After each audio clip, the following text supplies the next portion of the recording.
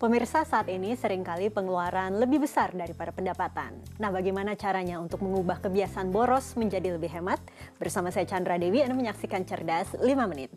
Dan di studio Metro Manulife saat ini saya telah ditemani oleh Bapak Muhammad Irsan, Head of Agency Training and Development dari Manulife Indonesia. Selamat pagi Pak Irsan. Pagi Chandra. Pak Irsan, ini ada pertanyaan lagi dari pemirsa kita, yaitu Ibu Indri yang merasa dirinya cenderung boros, sehingga uangnya sangat pas-pasan atau bahkan harus berhutang dengan menggunakan kartu kredit nih Pak ya.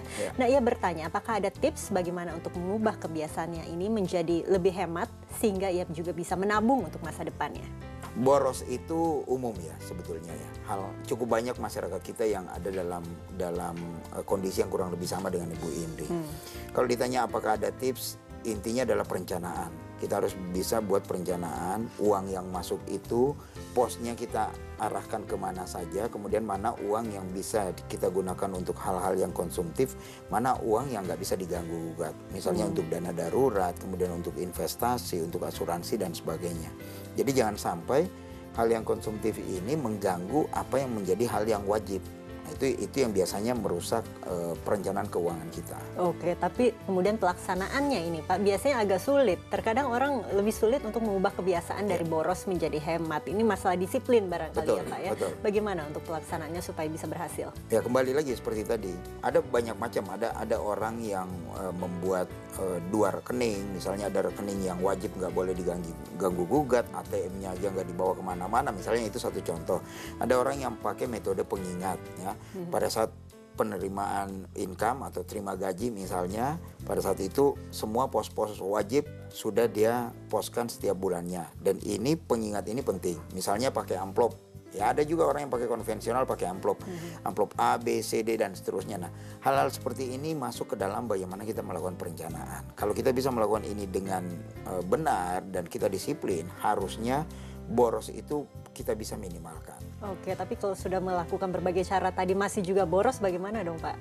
Ini dia kembali lagi ke disiplin. Ini harus datang dari orangnya sendiri. Karena kita nggak bisa mengatur orang untuk bagaimana menata pengeluarannya. Tapi kalau penataan pengeluaran itu sudah kita rencanakan, kita harus disiplin melakukan. Kalau kita nggak bisa lakukan, disitulah akan lebih besar pasar daripada tiang jadinya. Oke, banyak ini masyarakat yang boros karena mengikuti tren gaya hidup Pak, betul. kiranya ya. Betul. Apa mungkin hidup hemat tapi tetap mengikuti tren gaya hidup kita saat ini? Kalau pertanyaannya mungkin saja. Tinggal bagaimana kita mengakalinya. Mana yang benar-benar perlu, mana yang tidak perlu, itu kita yang harus punya judgement sendiri. Kita yang harus melakukan penilaian sendiri. Ya, jadi misalnya gaya hidup yang sekarang itu orang semua banyak yang anggaplah misalnya contoh tiap minggu main golf. Tidak berarti saya nggak boleh main golf, tapi bisa jadi saya hanya sekali sebulan. Misalnya seperti itu ya. Nah ini cara bagaimana kita menyiasati tapi tetap mengikuti gaya hidup atau tren yang ada. Nah ada juga sekarang yang lebih bagus lagi, cukup banyak tren orang-orang lari ke investasi.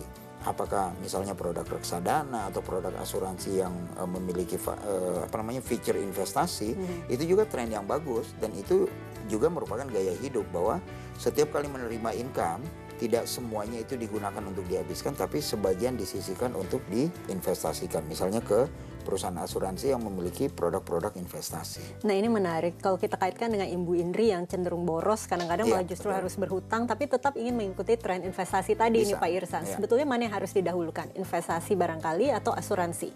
Investasi dengan asuransi dua hal yang berbeda. Investasi kita ingin mencapai satu tujuan secara finansial di masa yang akan datang. Misalnya pensiun. Ingin pensiun dalam kehidupan yang mapan, finansial mapan. Kalau asuransi ini lebih ke proteksi.